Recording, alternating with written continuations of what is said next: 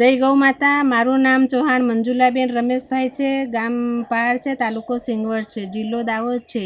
હું 2018થી પ્રાકૃતિક ખેતી કરું છું। ખેતીવાડી આત્મા પ્રોજેક્ટ દાહોદ કેન્દ્ર પર મેં તાલીમ લીધેલી છે। તેથી કરીને અમે ગામડાની દરેક તાલુકાની બહેનો અને મારા સિંગવડ તાલુકામાંથી આજ દિન સુધી ખેડૂત ભાઈઓ અને અમે બહેનો પણ 500 જોડાયેલી છે। પ્રાકૃતિક ખેતી સાથે સંકળાયેલી બહેનો છે।